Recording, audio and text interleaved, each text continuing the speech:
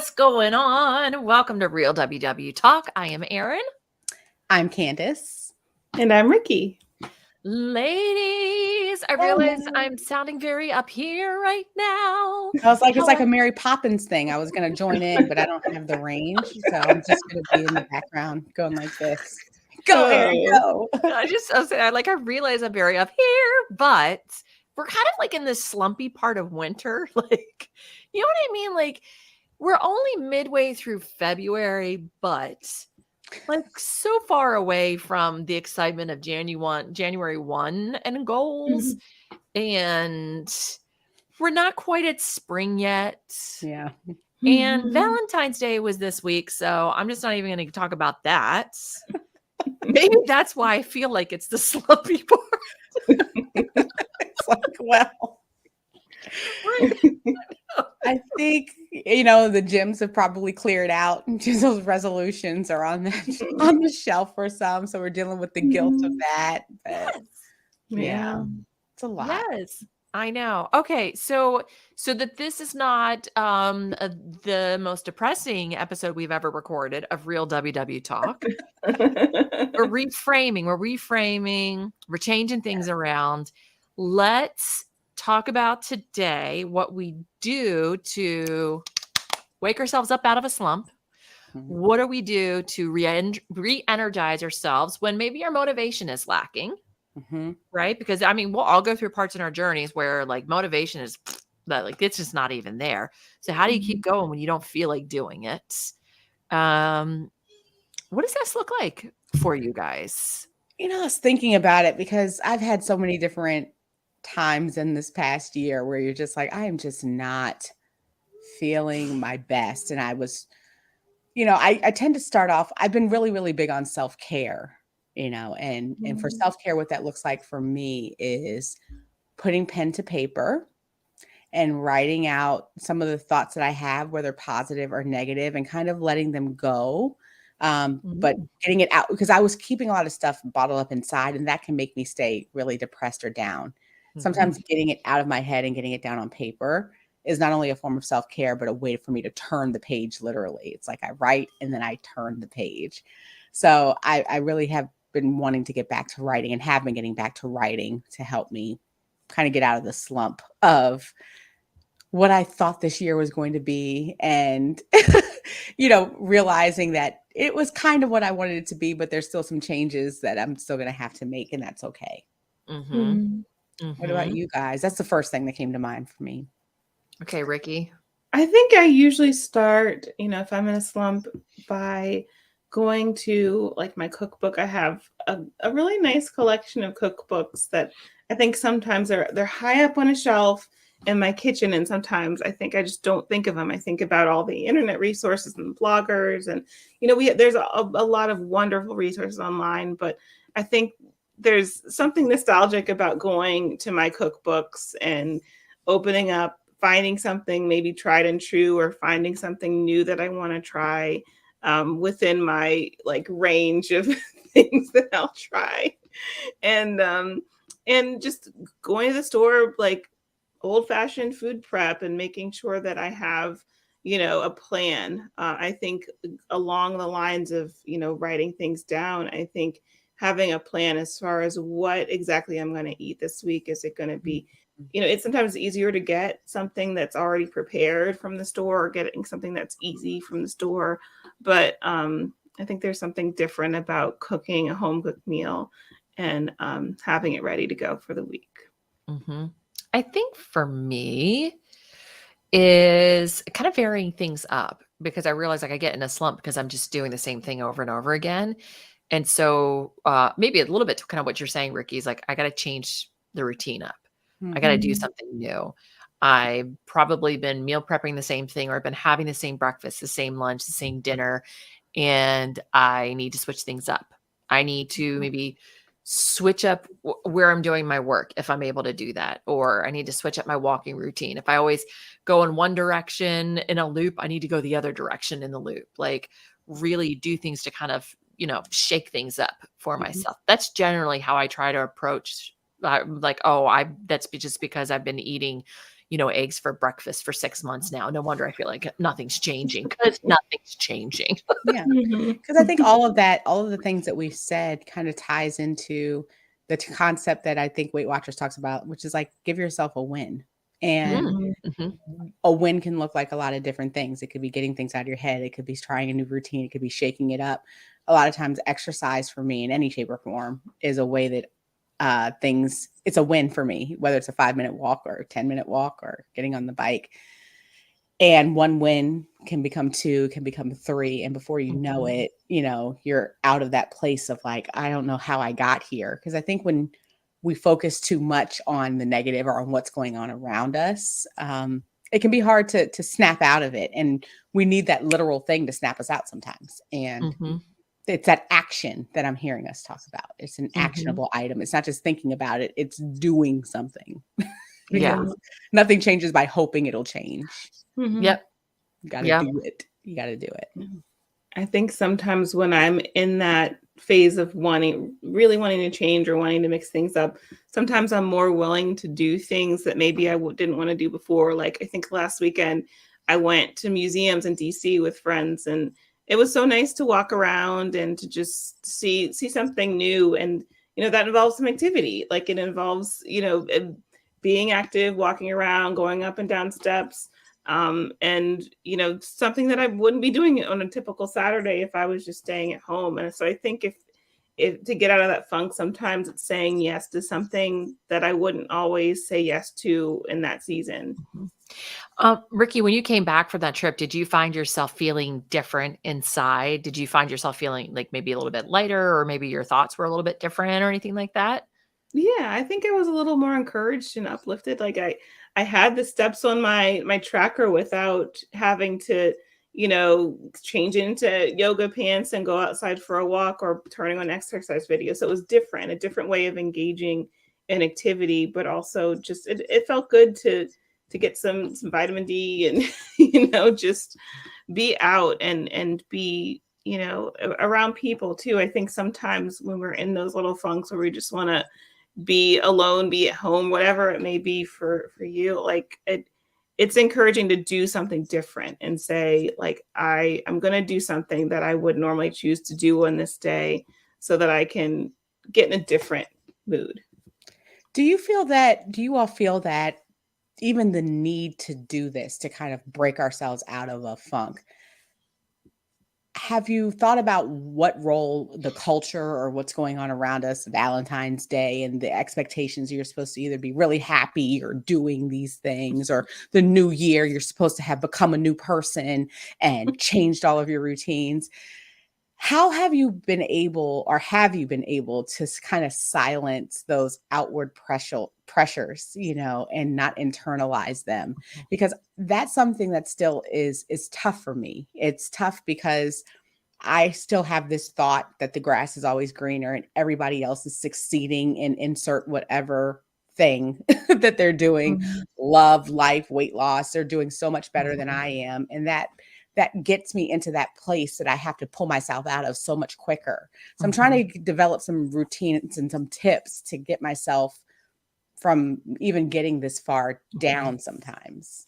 Okay, this is going to sound wild, and it's probably not the right answer for everybody, but I will tell you an observation that I've had. So I like put myself on a budget. Like I am on a budget. And part of that means I'm not going out to the stores like I used to. My grocery store that I go to is pretty much like a discount grocery store. And so they don't have like all of the Valentine's Day things. And then I go to another health food store, which is they say very clearly, like, they do not sell any products that have cartoon characters on them, Mhm. because they don't believe in marketing food to children.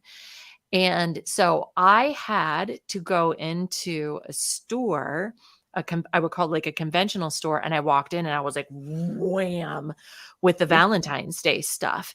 And I realized that I also have not been watching television.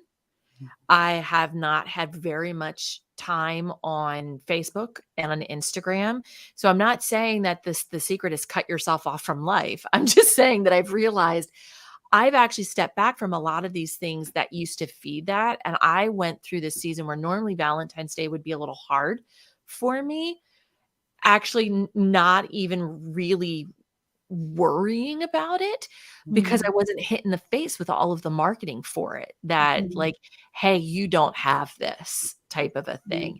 And I also would say too, just on that little bit, I don't have it, but I can be it for someone else. Like Mhm. if Valentine's Day is a really hard time for you, and obviously we're past it now, but there will be another one that comes along or another holiday where you Mhm. feel like you are missing out. But I've realized that why should I expect someone to do something for me that I'm not doing for others? And so that's a perfect opportunity for me to be able to go love on other people by providing like cards or little flowers or something like that. And I actually find out it makes the day so much better because I'm loving other people and I get in return love by pouring love out on other people. Now that's a giant parentheses addendum type of thing, but I noticed that I didn't feel the same way because I wasn't like caught in the vacuum with it. And that made such a difference this year. Oh, Yeah, I would add on to that, Erin. For me, certain times of the year, I don't go on Facebook. I just and not just Facebook. I mean social media. I don't go on it. Like the holidays can be tough for me. I have a small family, and sometimes seeing other people post like, "Here's my picture. This is my whole family. We're all so happy in our matching pajamas," can be triggering for me to feel sad, to feel like I have been left out or that, oh, my family's different. So things like that, even Father's Day, I didn't grow up with a father in my life. So it's never been, my grandfather was a wonderful person in my life, but he's been gone for a long time. So there's certain times of year where I have to protect myself by not putting myself in the situation where I could be envious or jealous or saddened by what other people are putting out there. And that's just one way. Like you said, there's other ways that are triggering. You could be at work and someone could get a delivery on Valentine's Day of, to dozens of roses, and that's fine. For that person, like, yeah, it's like I want to be happy for them. That's great. But when it's the flowers at work, and then you go to the grocery store and there's 20,000 roses, and then there's I think it becomes a lot if you're that type of person who feels for whatever holiday it is, whatever event that you are lacking. And I think I saw somebody post recently about if you were to look at a ceiling and you were to see a tile was missing in your ceiling, you wouldn't, all you focus on is the tile that's missing, not that the rest of the ceiling is there, right? And we tend to do that in our lives. It's trying to, we are so focused on sometimes what we feel we're lacking. And the cancer journey that I am finished with by this time, I'm so happy that I'm done with radiation. I was a lot of times very focused on people who were able to expand their family when that was something that I wanted. And it was all in my face. So like you all said, trying to limit my time on social media for me is something that's very helpful, but also putting it into perspective of what can I do for others? I love that you said that, Erin. Like I've found that has been one of the single most important tools that helped me through this past year, this cancer journey, was taking the focus off of myself and putting it sometimes on others and what I can do to be helpful. And I think that can kind of help you from staying in a place of even kind of like a depression or a rut. It's when you're too internally focused. Sometimes you just got to kind of push it outward. yes. And say, who can I help today? What can I do today that could benefit the world around me? And you may be surprised at how quickly that frown turns into a smile, because I've never, ever regretted something that I was able to do to benefit the life of somebody else. Like For ever. sure. I've never been like, I cannot believe that I got them some tulips. Like, what was I thinking? I am the worst. It's usually, Even another way, even to even think about or reframe, like even for our journey is, okay, so maybe you're not having the greatest of weeks right now, or I don't know, maybe you're looking at other people and you're kind of jealous of their journey and that they're succeeding. Well, instead of being jealous, why don't you actually leave a comment and say, congratulations, I'm really glad for you. or ask them about a tip that's helping them. Yeah. What's helping you? Yeah. Yeah, what's helping you? I mean, we've got the Real WW Talk Facebook group, which is an incredible community. It is super encouraging there. And, we'd love to have you in there. Just search Real WW Talk on Facebook. But that's a great place to even go pop a question in, or maybe that day, instead of, thinking of a post for the group, or maybe you've been lurking in the group, maybe it's like, today's the day that I'm going to go interact on 3 posts of maybe somebody who's struggling today. And I just want to give them a little encouragement. Yeah. Yeah. That's a kind of thing that not just like shakes up for you like getting out of a rut, but that like actually starts to lift your mood when you start thinking of nice things, when you start thinking about positive things to be able to do for someone else. It really does. It really lifts your mind. Yeah, I love that. I think pride can get in the way so often, stopping us from saying something nice. We might just say, "Oh, I'm going to unfollow that person. They made me upset because they are successful," or whatever it is. They have the things that I want. But like, why not? Like you said, Candice, why not ask, "Hey, give me a tip. I'd love to know a tip. Like, what's helping you be successful?" I think when we take those steps, it can kind of chip away at that pride within us and soften it, because I think it's hard to make progress when we're constantly angry or constantly frustrated or constantly focusing on someone else when we should be focusing on what's going on inside ourselves. And there's no limit on the amount of good. It's not like they took all the good, or they took all the weight loss. They took all of the men. They took whatever it is that you're focused on. Like, no, they've taken all the men. all Trust the men me. are gone. I know. Ricky, hold on, ma'am, who has a man and a child. I'm sorry. Don't.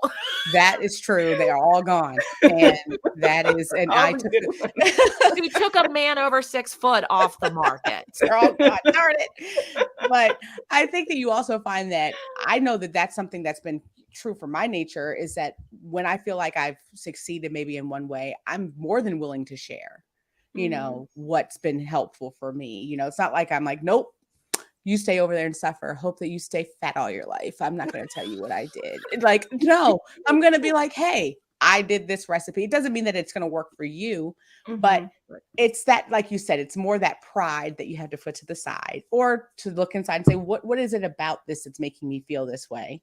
How can I process that? And how can I move past that? That's not their issue. That's mine.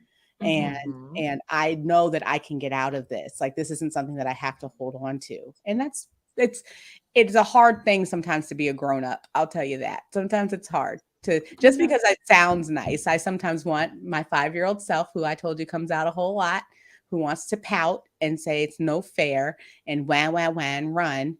But it doesn't make me feel good. It makes me feel isolated. It makes me feel downtrodden. And there's more to life, and there's a lot that you can learn from others who may or may not have the success that you want. But if you can't handle it right, then, like you said, there's nothing wrong with turning the channel, turning it off, getting away from the marketing. Because, Erin, I agree with you. When you get away from like all of the things that society and marketing has put on you about how you're supposed to feel or what you're supposed to be doing, and then you do open it back up, you realize how much you have been influenced. Yeah. God forbid you try and like find a heart-shaped t-shirt online and then try to go on Instagram and not see ads for more heart-shaped like heart design t-shirts. That's a true story. I saw something I liked. I clicked on it knowing full and well the cookies are following me. And Instagram was like, you want another one? You want another one? Here's another. This one's cute. I literally just started thinking of cookies with little feet running after you, and not like digital. Come here, Rikki. And this is why I do WW. Yes. It literally chased me. I had no choice. These big circles with these little skinny, like stick legs, little feet, and these arms running. They were chasing me. Yeah. And I think, but don't you also think it's good to be able to appreciate that you're exactly where you're supposed to be in any moment? Like, that there's no race to get to the next or better version of yourself, or that to get to the goal. I think we're on this forever race in our life. Like, it has to be like right now. Like, you are where you're supposed to be at this very moment. Yes and no. What do you think? think? Yes and no, because There are more times than not, especially right now where I feel stuck. Hmm. I feel like I've been in this space for a really long time and it's time. Like Mhm. I'm ready to go on. Like I reject the idea that I'm in a space because I haven't learned a lesson. Mhm. Right? Like I see those things that say like, "Oh, because you need to learn." I'm like, "No, I don't need to learn any more lessons here. Like what other lesson do I need to learn? Or why does that person over there who has what I want, what lesson do they know or have learned or had some kind of supreme higher thought Mhm. that I don't have?" Right? Like I just don't think that's the case. I think there's learning to be content with where I am and own where I am. But there are times I don't mind saying like I feel I feel stuck and Mhm. I'm learning how to feel less stuck where I am. Mhm. I don't know how to verbalize it any more than I think there's it's that. okay to feel. I think I agree with you that it's okay to feel like you're ready to move to another Yeah, stage. But it doesn't mean that where you are right now is a horrible, horrible place that correct. you can't there's no meaning, there's no value in where Right. you are right now. And I think that's what speaks to me is we can demonize the space that we're in Right. and make it that I'm not okay until I get to this next place, Right. wherever it is. I Mhm. think that you should have to be comfortable with saying, I now accept that I would like to move here and I'm going to do these different steps. But Yeah. I never really felt good when I started from a place of hating and demon Mhm. and like just not being content ever with who I was in a particular moment. And starting from like, for me, I used to start from a place of self hate. Like, Mhm. Mhm. who I am is not good, not okay. And I have to get here in order to be okay and good. And Yeah. I think that's a Mhm. challenge that I've heard a lot of people verbalize and people who I've heard from other, I like to study lifetime members. They said they had to start from a place of actually loving themselves enough or loving where they were and saying, Mhm. I give myself permission to grow, but I also love who I am right now. Mhm. Well, and I think we Mhm. talked about this a couple podcast episodes ago where you are who you are right now in this season, and you will be who you are. Even if you were outside of, this time and frame and you lost 20 pounds later, you're carrying the same version of yourself with you. Mhm. So, Mhm. if you like who you are now, you will like who you are in 20 pounds. And if you have these issues, you will have the same issues when you're 20 pounds later in the Yeah. future. So, It's kinda like when um, we talked about wearing the clothes, like, I'm not Mhm. gonna wear something that I like right now because I don't deserve it because I'm not a good person right right. now. Mhm. So I'll wear Mhm. something cute, 2 months from now when I lose Mhm. more weight, Uh, Mhm. you know? it goes to show, like, our favorite guy to talk about, or I guess second favorite guy to talk about, Doctor Now. Oh, Like, yeah. Oh, I thought we were talking about not Saya, not our fitness Oh, first. it's That's like, why I oh, said our second favorite. Because I was like, wait, we yeah, have a first. don't cheat. Well, like, so people who go through those weight loss surgeries, they're not allowed to just go through the surgery. They have to show that they've had kind of a mindset change and that they can do it on their own, at least to a certain degree. Mhm. And they are not allowed to have that surgery until they've lost some, for some of them, maybe 20 pounds, whatever it is. Because after that transformation, I mean, you guys may know people who've been through that type of surgery who've, gained the weight back because their mind didn't just drastically change from having the surgery. Their mind was the same when their stomach shrunk, Mhm. and they had to learn to eat smaller portions when their brain was telling them to eat the same portion. So, Yeah. I think it applies to that too. You can't just expect to be a different person because one thing has changed. And I don't think that I think we can allow space for 2 different feelings at a time. You can say, Mhm. I love, accept myself. I but I also recognize that I want change and that I need to change these things. And that's not from a Mhm. place of hate Mhm. but I think that we sometimes feel like it has to be one or the other. Why Yeah. can't they both Mhm. live in the same at the same time? I I love, think I'm yeah. happy, I know who I am. I accept who I am in this moment, but there are some things that I would like to adjust or I feel needs to be changed, and I'm gonna put Mhm. effort towards that. And I think it's a part of when you get to that place of, okay, I know who I am.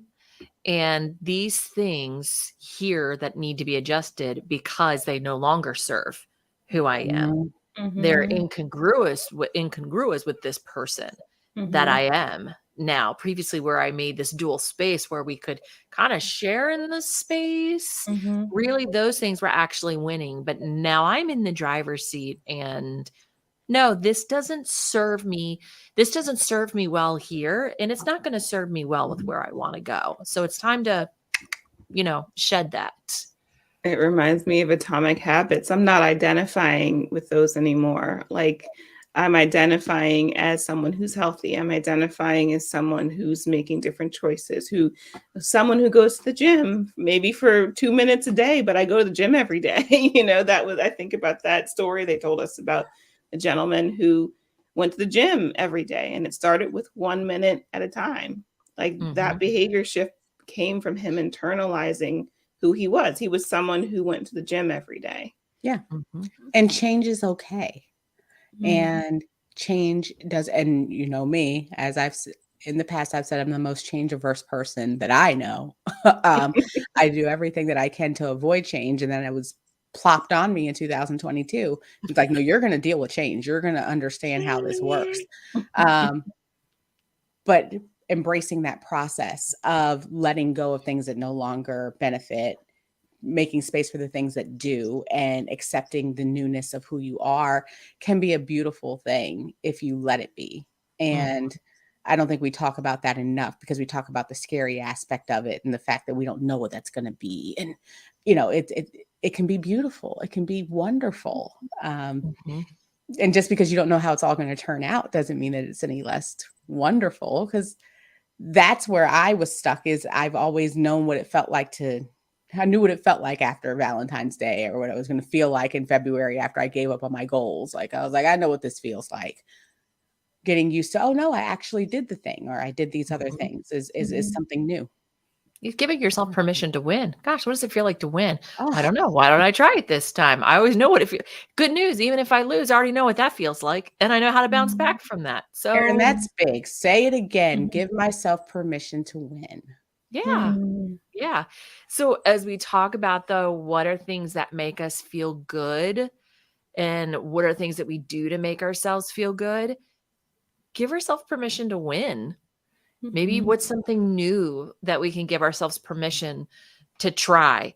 Try and fail because it's something Mhm. brand new and we can't expect to do it perfectly from the beginning, or try and win because we've been doing this thing for so long and not really trying. What if we actually try to win and You can't master be it? Mhm. afraid of failure if you failed already before, right? So you're like, I already know Right. what it feels like. So it's not like, I Yeah, wonder if I'm going to fail. Well, okay. right. You know what that Right. feels like.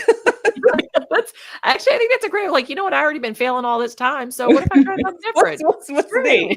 What's the problem with this? I know what this feels like. I've been doing it. It's no big deal.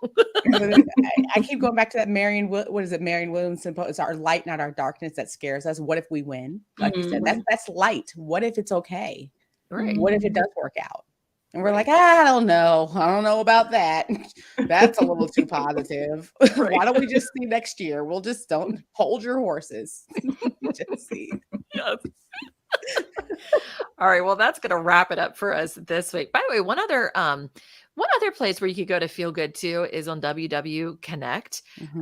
I think Mhm. actually Connect has gotten a whole lot better than what it used to be. I found it to be like a much more positive place. So if you haven't been on Connect in a while, maybe engage with somebody there. Like we talked about, leaving a couple positive comments for some people. That kind of helps shake things up there. Why not? Give it a try. And then you could also join us in the Real WW Talk Facebook group, our YouTube channel as well, if you want to see what we look like and maybe leave a comment there. And then we also have the podcast. Pop us, in the earbuds, and we can go for a walk together. That's generally how I like to listen to my podcast. So, And that'll make you feel good. and this will make you feel good. Double, you get the endorphins, And you get us and in your ear. Come then on. you get a Yes. group conversation. Let's do it. A couple over analyzers. I mean, Right. come on. What else could you want? We love it. All right. Well, you have a great week, and we will talk to you next time. Bye. Bye.